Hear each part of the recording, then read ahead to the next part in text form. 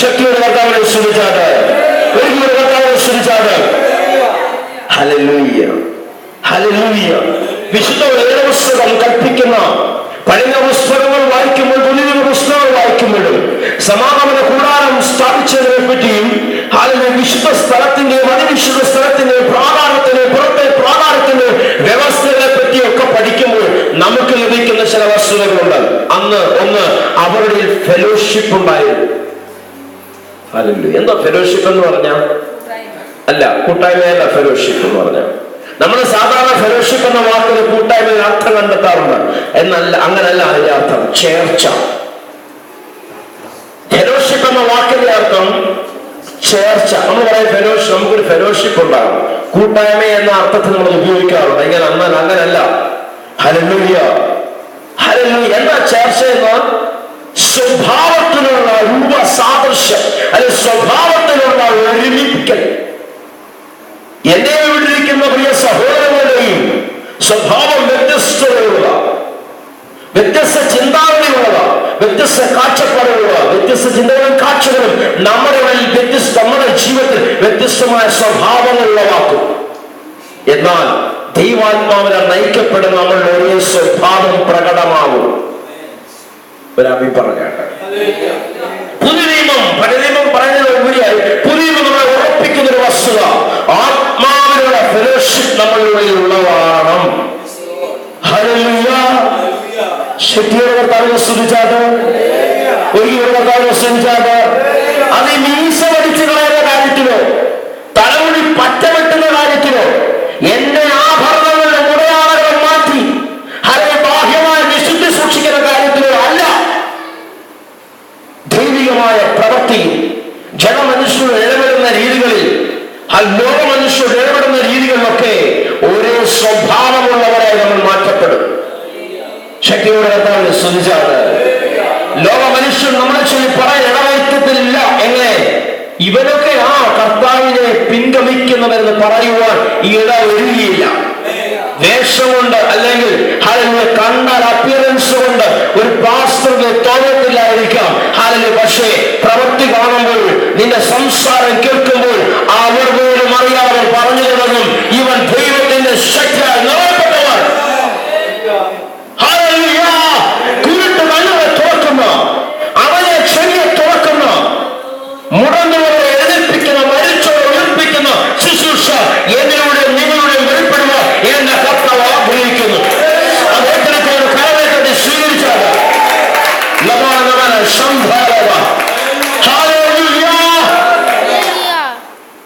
അന്നേരമാണ് വിശുദ്ധിയുടെ പർവ്വതത്തിന്റെ മുകളിൽ സ്വയമേ ഞങ്ങളാണ് എന്ന് ചിന്തിച്ച്, തെറ്റിദ്ധാരണ മൂലം ചിന്തിച്ച് ചില നിങ്ങൾ പ്രകാരം പറയും, നിങ്ങൾ വിശുദ്ധി പ്രാപിച്ചിട്ടുണ്ടോ? അവരെ ഋതമിക്കായിട്ട് സംസാരിച്ചത് കേട്ട് പേടിക്കണ്ട കേട്ടോ. അവർ ഋതമല്ല നിന്നെ നടത്തുന്നത്, കാൽമുറിലെ രക്തമാണ് നിന്നെ നടത്തുന്നത്. കണ്ടിട്ട് കണ്ടോ, അവിടെ ഇരിക്കുന്ന വെള്ളന്റെ നിറം, ഡ്രസ്സിന്റെ നിറം കണ്ടോ? ജീൻസ് വിട്ട് കറുത്ത ഉടുപ്പിട്ടിരിക്കുന്ന കണ്ടോ? അശുദ്ധി, പോടാ പിശാച്. അങ്ങനെയുള്ളവർ എന്താ പറയേണ്ടത്? അങ്ങനെയുള്ളവർ പറയേണ്ട വാക്കാണ്, അതാണ് ദുരുപദേശം. എന്താ വിളിക്കേണ്ടത്? പോടാ പിശാച്. നിന്റെ പ്രവൃത്തി കൊണ്ട് അറിയാം നീ യഥാർത്ഥ ദൈവത്തിൽ നയിക്കപ്പെടുന്നവനാണോ അല്ലയോ എന്ന്. എന്റെ ഇടപാടുകളിൽ, ലോക മനുഷ്യരുടെ ബന്ധത്തിൽ, എന്റെ രഹസ്യങ്ങളിലെ പരസ്യങ്ങളിലൊക്കെ കർത്താവിന്റെ മഹത്വം വെളിപ്പെടുത്തുന്നുവെങ്കിൽ കർത്താവ് എന്റെ പ്രിയ പൈതൽ. ഒരാമയും പറഞ്ഞാട്ട്, ശക്തിയുടെ കർത്താവിനെ സ്തുതിച്ചാട്ട്. അപ്പം കൂട്ടായ്മയുടെ വാക്കിന്റെ പദമേത കമ്മിയുടെ അല്ലെങ്കിൽ കൂട്ടായ്മ. എന്താ കൂട്ടായ്മ എന്നാൽ? അതിന്റെ അർത്ഥം എന്താ? ഫെലോഷിപ്പോട് ചേർച്ച, സ്വഭാവത്തിലുള്ള ഒന്നിപ്പ്. എന്നാൽ കൂട്ടായ്മ, കമ്മ്യൂൺ എന്ന വാക്കിന്റെ അർത്ഥം എന്താ? അതിന്റെ ആ കമ്മ്യൂൺ എന്നുള്ള വാക്കിന്റെ പദത്തിന്റെ അർത്ഥം എന്താ? കൂട്ടായ്മ എന്ന വാക്കിന്റെ അർത്ഥം നിങ്ങളുടെ അഭിപ്രായം പറഞ്ഞാണ്. എന്താ കൂട്ടായ്മ? ഒന്നിച്ചുകൂടിയിരിക്കുന്നതാണോ? അല്ല, ഒരേ താല്പര്യമുള്ള ഒരു കൂട്ടം.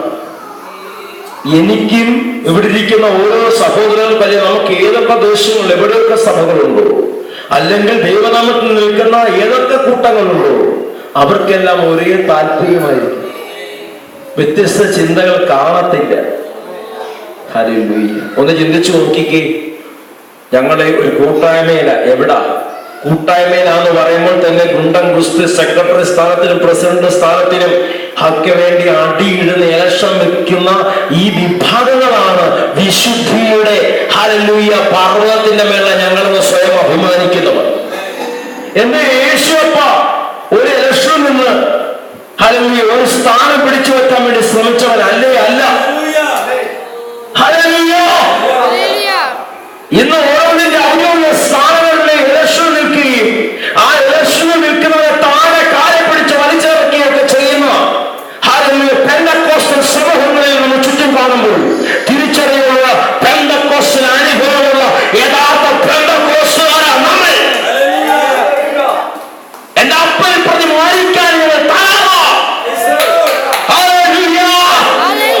ഇവിടെ നടക്കുന്ന പല ക്രൈസ്തവ മണ്ഡലങ്ങളിൽ നടക്കുന്ന പല സംഘടനകളുടെ പിന്നിൽ ശ്രദ്ധിച്ചാൽ അറിയാം. അതിന്റെ പിന്നിൽ വെള്ള ഉടുപ്പിട്ട് കറുത്ത പാഞ്ഞിട്ട ഏതെങ്കിലും ഒരു ദൈവദാസന്റെ കരം അതിന്റെ പിന്നിൽ കാണുക തന്നെ ചെയ്യും. എന്റെ ഈ പ്രസംഗം എന്ത് മറ്റു മുഖാന്തരം ലോകത്തിൽ അനേകം കേൾക്കുമ്പോൾ തിരിച്ചറിഞ്ഞുള്ള മറ്റ് ജാതി മത ചിന്തകളിൽ നിന്ന് വർഗീയ ഫാസിസ്റ്റുകൾ ഏതെങ്കിലും ക്രൈസ്തവ വിഭാഗങ്ങളെ കൂട്ടായ്മയെ ആക്രമിക്കുമ്പോൾ അവർ നിരവധി ആക്രമിക്കുന്നവർ. കാരണം അവനെ ചൂടും ചുരുക്കും കൊടുത്ത് പണം കൊടുത്ത് സ്പോൺസർ ചെയ്ത് നിർത്തിയിരിക്കുന്ന വെള്ളയിട്ട് ഈശ പഠിച്ച് നിൽക്കുന്ന അനേകം പേരുണ്ട്. നിന്റെ രൂപപ്രകൃതി കൊണ്ട് നീ വിശുദ്ധനായി മാറത്തില്ല കുഞ്ഞെ. അകത്ത് നിറയ്ക്കുന്ന ഉറവിന്റെ നിറവിനെ തിരിച്ചറിഞ്ഞാൽ നീ വിശുദ്ധനായി മാറുക തന്നെ ചെയ്യും. ഒരാമയും പറഞ്ഞാട്ട് ശക്തിയെ ശ്രമിച്ചാട്ട്. എനിക്ക് നേരെ പല ആക്രമണവും പല സ്ഥലത്ത് വെച്ചുണ്ടായിട്ടുണ്ട്. ഞാൻ വീട് തിരിച്ചറിഞ്ഞ പല ചിരിച്ചുകൊണ്ട് നിൽക്കുന്ന പല സിംബളന്മാരും അതിന്റെ പിന്നിൽ ഉണ്ടെന്ന്. ഇവന്റെ വളർച്ച സൂക്ഷിക്കണം. ഹല്ലേലൂയ. ദുരുപദേശത്തെ തടയണം. എടാ, ദുരുപദേശത്തെ തടയാൻ ആരെ ഉപയോഗിക്കുന്നത്? വടിയും കുന്തവും വാളുമായി നിൽക്കുന്ന വക്താക്കളെ പണം കൊടുത്ത് തള്ളിവിടുന്ന അനേക സംവിധാനങ്ങൾ നമുക്ക് ചുറ്റുമുള്ളപ്പോൾ തിരിച്ചറിഞ്ഞു പോവുക. ഭയക്കുന്നവരല്ല ഞങ്ങൾ. നിന്റെ വാളിനും കുന്തത്തിന്റെ മൂർച്ച എന്നെ നശിപ്പിക്കാൻ കഴിവുള്ളതല്ല. കാരണം എന്നെ നിർത്തിയിരിക്കുന്നത് എന്റെ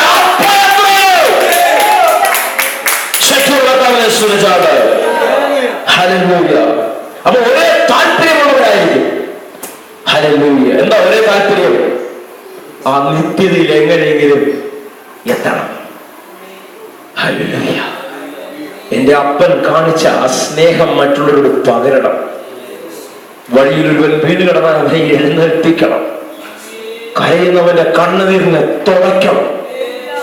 ഒരേ താല്പര്യം അകത്തു നിന്നും ഉയരും. ഹല്ലേലൂയ.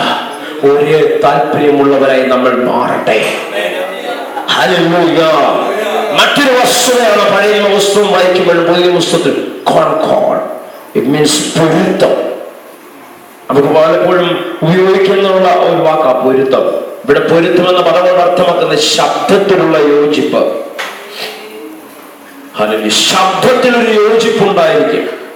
നമ്മുടെ ആരാധനയിൽ ഒരു യോജിപ്പുണ്ട്. നമ്മുടെ ശബ്ദത്തിലൊരു യോജിപ്പുണ്ട്. നമ്മുടെ ഭാഷ ഒന്നായി മാറും. ഒന്നായി മാറട്ടെ. ഒന്നല്ല എങ്കിൽ അവിടെ ദൈവത്തിന്റെ പ്രവൃത്തി ശരിക്കും നടക്കുന്നില്ല എന്ന് തെളിവാണ്. ഇന്ന് അനേകം കൂട്ടങ്ങളിൽ ആ ശബ്ദം വ്യത്യസ്തമാണ്. ഭാഷയുടെ ശബ്ദമല്ല ശുശ്രൂഷയുടെ ശബ്ദം. ശുശ്രൂഷയുടെ ശബ്ദമല്ല അതിന് താഴെയുള്ളവരുടെ ശബ്ദം. അതിന് താഴെയുള്ളവരുടെ ശബ്ദമല്ല വിശ്വാസികളുടെ ശബ്ദം. ഹല്ലേലൂയ. നിലവെല്ലാം ഒന്നിച്ചായിരിക്കുന്ന ഒരവസ്ഥ. നല്ല ഇടയന്റെ ശബ്ദമായിരിക്കട്ടെ നമ്മുടെ ആഗ്രഹങ്ങളിൽ നിന്നും ഉയരേണ്ടത്. ഒരു ആമേൻ പറഞ്ഞാട്ട്. ഇരുട്ടിൽ സഞ്ചരിക്കുന്ന ഹല്ലേലൂയ സംവിധാനങ്ങൾ വേണ്ട. എന്നെ പ്രൊട്ടക്ട് ചെയ്യാൻ, എന്നെ പ്രൊട്ടക്ട് ചെയ്യുന്നത് കാൽവരിയിലെ രക്തമാണ്. ഒരു ആമേൻ പറഞ്ഞാട്ട്. ഹല്ലേലൂയ. അടുത്തൊരു ഭാഗം പഠിപ്പിക്കുന്നു. പാട്ട്, ഓഹരി. ഹല്ലേലൂയ. പുറപ്പാട് 25 5-ാമത്തെ അധ്യായം തുടങ്ങുമ്പോൾ തന്നെ പറയുന്നു, നിങ്ങൾ ദേവാലയത്തിൽ സകല ഓഹരിയും കൊണ്ടുവരുവിൻ. നിങ്ങൾ ഓഹരികളെ കൊണ്ടുവരുവിൻ. അവിടെ സാമ്പത്തികമായ ഒരു കൊടുക്കലിനെ പറ്റി പറയുമ്പോൾ പുതിയ പഠിപ്പിക്കുന്നു, നിന്റെ ജീവിതത്തിലെ ഏതെല്ലാം മണ്ഡലങ്ങളോ അവിടെ എല്ലാം നീ ഒരു ഭാഗമായി മാറട്ടെ. ദൈവരാജ്യത്തിന്റെ ഒരു ഭാഗം. കർത്താവ്, എന്റെ ശരീരം നിന്റെ മന്ദിരമാണല്ലോ, എങ്കിൽ എന്റെ ചിന്തകളും എന്റെ വിചാരങ്ങളും എന്റെ ഇഷ്ടങ്ങളും എന്റെ കുടുംബവും എന്റെ മക്കളും എന്റെ ജോലിയും എന്റെ വിദ്യാഭ്യാസവും എല്ലാം നിന്റെ രാജ്യത്തിന്റെ ഭാഗമെന്ന് ഞാൻ വിശ്വസിക്കുന്നു. ഒരാമയും പറഞ്ഞാട്ട് അങ്ങനെ ഹൃദയം കൊണ്ട് വിശ്വസിക്കുന്നവരുടെ ജീവിതത്തിൽ ലോകം പറയും, you are the part of the kingdom of God. ദൈവരാജ്യത്തിന്റെ ഭാഗമാണ് എന്ന് നിന്നെ പറ്റി ലോകം വിധികൽപ്പിക്കും.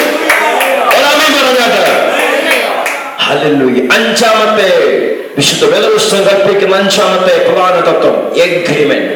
ആ കാര്യത്തിലാണ് വലിയ ആശയ വ്യത്യാസങ്ങൾ പല കൂട്ടങ്ങളിലും ഉണ്ടാകുന്നത്. എന്താ എഗ്രിമെന്റ്? പഴയ നിയമത്തിൽ ഒരു എഗ്രിമെന്റ് വെച്ചു. ഒരു യാഗവസ്തുവിനെ യാഗപീഠത്തിൽ പിളർത്തിയിട്ടിരിക്കുമ്പോൾ അതിന്റെ രക്തത്തിനുള്ള മോചനം എന്നൊരു തത്വം പഴയ നിയമത്തിൽ കൽപ്പിച്ചു. ഹല്ലേലൂയ.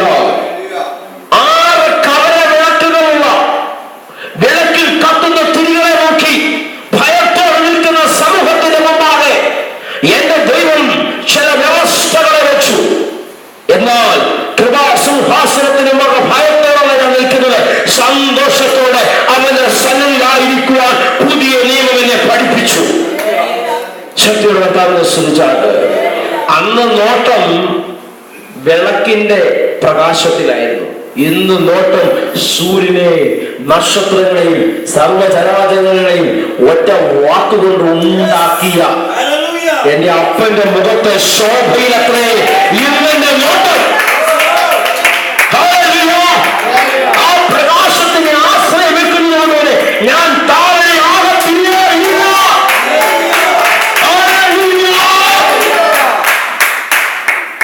മോശ കൽപ്പിച്ച നിയമം പ്രകാരം, വ്യവസ്ഥ പ്രകാരം, ഹല്ലേലൂയ, ആ വ്യവസ്ഥയും നിയമവും ചെയ്തു തീർക്കാൻ പറ്റാത്തത് കണ്ടപ്പോൾ, അല്ലെങ്കിൽ ജനം നിയമവും ചട്ടവും കണ്ട തല കുനിച്ചിരിക്കുന്നത് കണ്ടപ്പോൾ, പാപത്തിന് മുമ്പാകെ മൂക്കും കുത്തി വീഴുന്നത് കണ്ടപ്പോൾ, ഹല്ലേലൂയ, സർവശക്തനായ എന്റെ അപ്പ സർവസ്ഥാനങ്ങളും മാനങ്ങളും ഉപേക്ഷിച്ച് എനിക്ക് വേണ്ടി പോകുമെന്ന് പിതാവ് ചോദിച്ചപ്പോൾ, അപ്പാ ഞാൻ പോകാൻ തയ്യാറാപ്പാ, ഞാൻ പോകാൻ തയ്യാറാപ്പാ, ഞാൻ പോകാൻ തയ്യാറാ, ഈ ജനത്തെ മോചിപ്പിക്കുക, ഞാൻ പോകാൻ തയ്യാറാപ്പാ.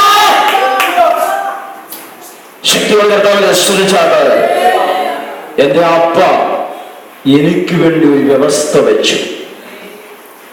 അതിന്റെ വിളിപ്പേരാ രക്ത ഉടമ്പടി.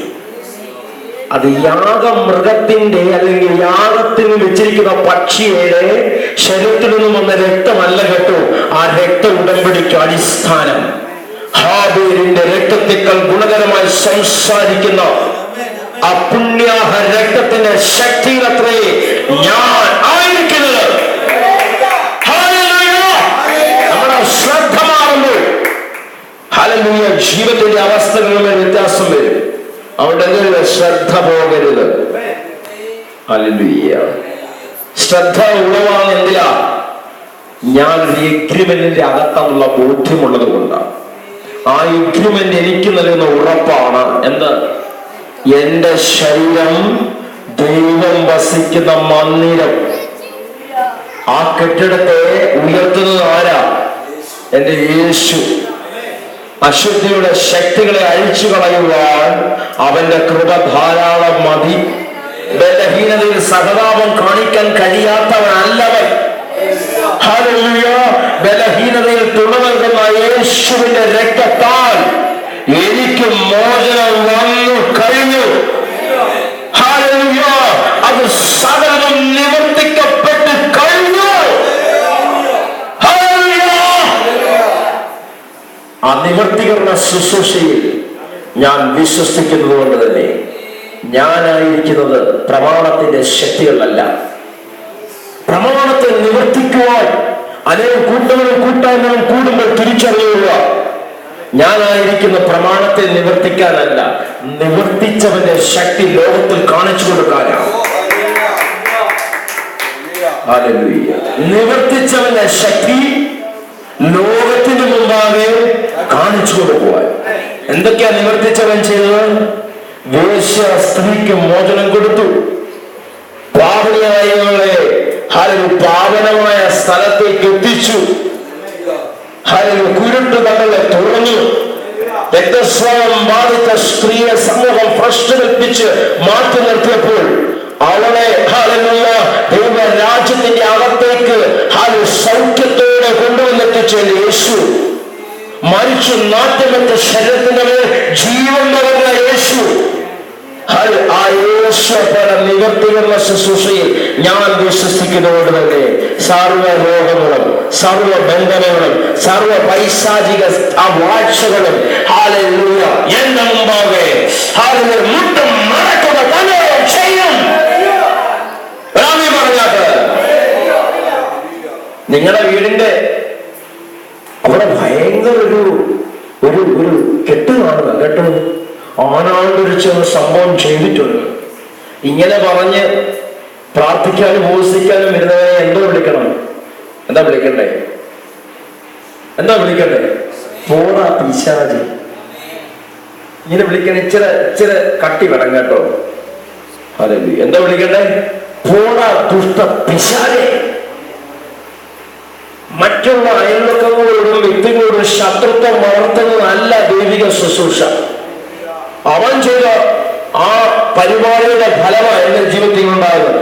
എടാ ചെയ്ത് കാണും, കുഴിച്ചിട്ടിട്ടുണ്ടായിരിക്കും, അല്ലെ മാന്തി വെച്ചിട്ടുണ്ടായിരിക്കും, തകട് കാണും, അത് കാണുക, എന്തോ ഉണ്ടെങ്കിൽ അതിനെ മണ്ടയ്ക്ക് കയറിയത് നൃത്തം വയ്ക്കുവാൻ എന്നെ ശക്തീകരിച്ചിരിക്കുന്നു. അവസാനിപ്പിക്കാൻ ആഗ്രഹിക്കുക. ലൂക്കോസിന്റെ സുവിശേഷം 10-ാം അധ്യായം 19-ാം വാക്യം നിങ്ങൾ വായിക്കാതെ നിങ്ങൾക്ക് വളരെ ഹൃദ്യസ്ഥമായ വചനവാക്യമാണെന്ന് എനിക്കറിയാം. ലൂക്കോസിന്റെ സുവിശേഷം 10-ാം അധ്യായം 19-ാം വാക്യം വായിച്ചാണ്. പാമ്പുകളെയും തേളുകളെയും ശത്രുവിന്റെ സകല ബലത്തെയും ചവിട്ടുവാൻ ഞാൻ നിങ്ങൾക്ക് അധികാരം തരുന്നു. അവിടെ നിൽക്കട്ടെ. എന്താ അധികാരം തന്നിരിക്കുന്നത്? പാമ്പുകളെയും തേളുകളെയും ശത്രുവിന്റെ സകല ബലത്തെയും.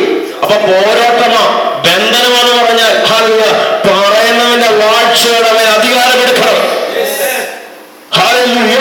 ഇതും പറയിപ്പിച്ച് നിന്റെ അടുത്തേക്ക് കൊണ്ടുവന്ന് ദുരാത്മശക്തിയെ ശാസിക്കണം. കാരണം ഒരു വാഴ്ചയും ഒരു പാമ്പും തേളും നിന്നെ എന്ത് ചെയ്യത്തില്ല, തൊടത്തില്ല. ഒരാമയും പറഞ്ഞാട്ട് ശക്തിയുടെ കർത്താവിനെ സ്തുതിച്ചാട്ട്. ഹല്ലേലൂയ.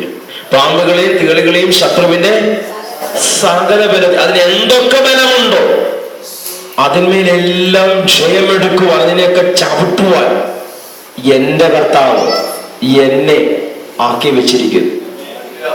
അങ്ങനെ ബോധ്യമുണ്ടെന്ന് പറഞ്ഞാട്ട് എന്റെ കർത്താവ് എന്നെ ആക്കി വെച്ചിരിക്കുന്നു. എന്നെ നോക്കിക്കൊണ്ടിരിക്കുക എന്ന് പറഞ്ഞാട്ട് എന്റെ കർത്താവ്, നിങ്ങളുടെ ഇങ്ങനത്തെ വെച്ച് പറഞ്ഞാൽ എന്നെ ചൂണ്ടി പറയണ്ട, എന്റെ കർത്താവ് എന്നെ ആക്കി വെച്ചിരിക്കുന്നു. എന്നെ ആക്കി വെച്ചിട്ടുള്ളത് എനിക്ക് നല്ല ബോധ്യമുണ്ട്. അതുകൊണ്ട് എന്നെ ചൂണ്ടി ആരും പറയണ്ട, എന്റെ കർത്താവ് എന്നെ ആക്കി വെച്ചിരിക്കും. എന്തിനാ?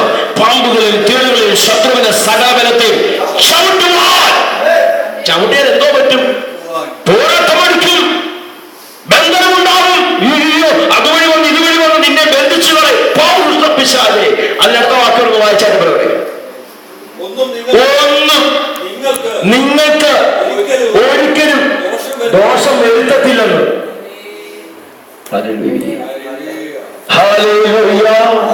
ഒന്നും നിങ്ങൾക്ക് ഒരു ദോഷവും വരുത്തത്തില്ലെന്ന്. അവൻ അവിടെ കിടന്ന് കാലിനടിക്കിടന്നു ഇങ്ങനെ വെക്കുമോ? പോടാ, നിന്റെ ഒരു താന്ത്രവും നിന്റെ ഒരു സൂത്രപ്പണി, നിനക്കെതിരെ അതിലൊക്കെ സംസാരിച്ച് ഉയർത്തിക്കൊണ്ടുവരുന്ന വാദഗതികളുടെ മുമ്പാകെ നോക്കി എന്ത് വേണം? നിന്റെ ഒരു കോപ്രായോ എന്റെ മേലെ അടിക്കത്തില്ലെന്ന്. കാരണം സകലത്തെ നിവർത്തിച്ച നാളൻ എന്റെ ഉപരിയായതുകൊണ്ട് ഞാൻ സകലത്തെ വാഴുവാൻ പോകുന്നത്. നിനക്കിട്ടൊരു പണി തരാം, ചുമ്മാതാ. നിന്നെ പണിയാൻ ഒരു ശക്തിക്കും കഴിയത്തില്ലെന്നേ. വചനത്തിരിക്കുന്ന ജീവനെ നിന്നെ കൊന്നിട്ട് അല്ലെങ്കിൽ നീ മരിച്ചിട്ട് മരണത്തിന് ശേഷം നിന്നെ എവിടെ തള്ളിക്കളയാമെന്ന് അധികാരമുള്ളവനെ ഭയപ്പെടുകയും. Hallelujah, hallelujah. ജീവന്റെയും മരണത്തിന്റെയും താക്കോൽ വഹിക്കുന്നവൻ ആ താക്കോൽ കൈവച്ചിട്ട് ഇപ്രകാരം അത് ഞാൻ നിങ്ങൾക്ക് തരിക. എന്തോ പറഞ്ഞേ? ജീവന്റെ